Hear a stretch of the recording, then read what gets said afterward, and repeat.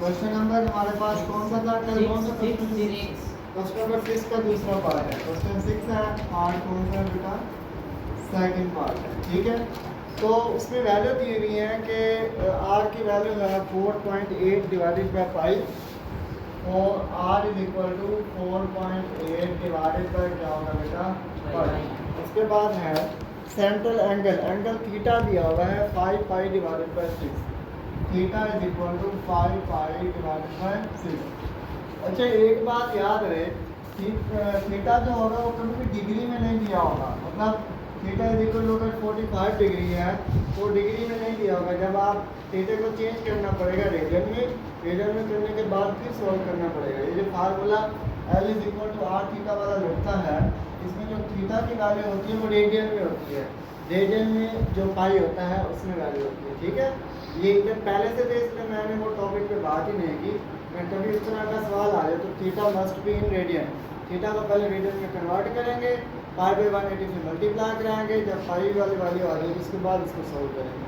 ठीक है, अब देखिए एल की वैल्यू मालूम करनी थी, और ये आर की वैल्यू 4.8 डिवाइडेड बाय पाई दी हुई है, और थीटा की वैल्यू दी हुई है बेटा 5 पाई डिवाइडेड बाय दिया हुआ बेटा 6। ये पाई पाई से बेटा कैंसिल हो जाएगा। अगर आप डायरेक्ट करें तो कैलकुलेटर से कर लें, ठीक है जी, नहीं तो ये 4.8 है, मल्टीप्लाई है 5 डिवाइडेड बाय 6।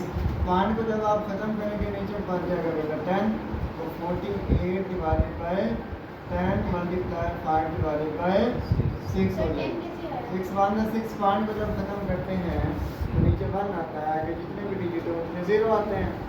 ठीक है जी, तो ये आ जाएगा 6 8 का 48 होता है, नहीं पता, 8 5 का 40, 40 डिवाइडेड बाय 10 हो जाएगा, 10 1 का 10, 10 4 का 40। एल की जो वैल्यू आई है वो आई है आपके पास 4। ठीक है जी, ये आगे हमने क्या करना था? इस तरह नहीं काटे 5 1 5 5 to the 10 कर ले, मैंने रोका है आपको, पहले कभी रोका है? नहीं वो नहीं करनी पहले रेडियन में बाय। अच्छा, अगला है बेटा एरिया ऑफ सेक्टर। क्या है?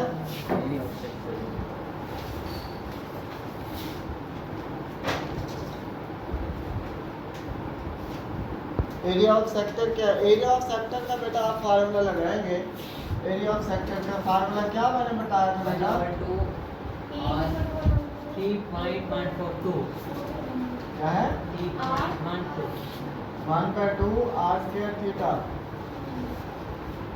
ठीक है जी, तो अब वैल्यू डालने बेटा सिर्फ 1/2 आ जाएगा। आर की वैल्यू क्या है? 4.8 divided by pi, 4.8 divided by pi whole का स्क्वायर। थीटा की वैल्यू क्या दी हुई थी बेटा? 5 पाई डिवाइडेड बाय 6 हो जाएगी। ठीक है, 5 पाई डिवाइडेड बाय 6 हो जाएगी, is equal to 1 divided by 2। 4.8 का स्क्वायर ले लें, 2.33, नहीं तो 4.8 का स्क्वायर क्या आएगा? 8.16 अभी नहीं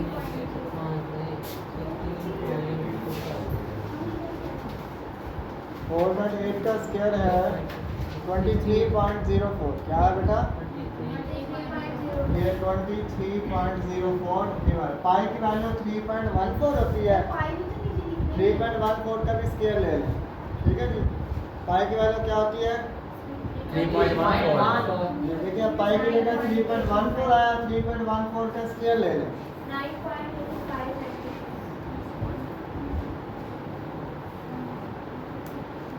क्या है? 9.8596।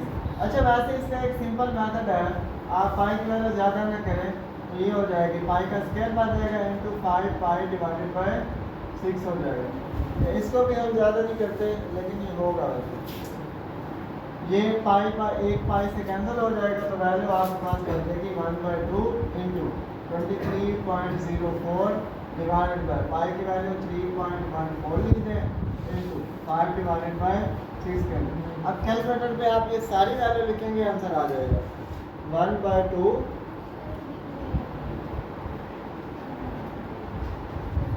23.04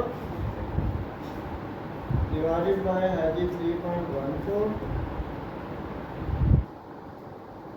into 5 divided by 6.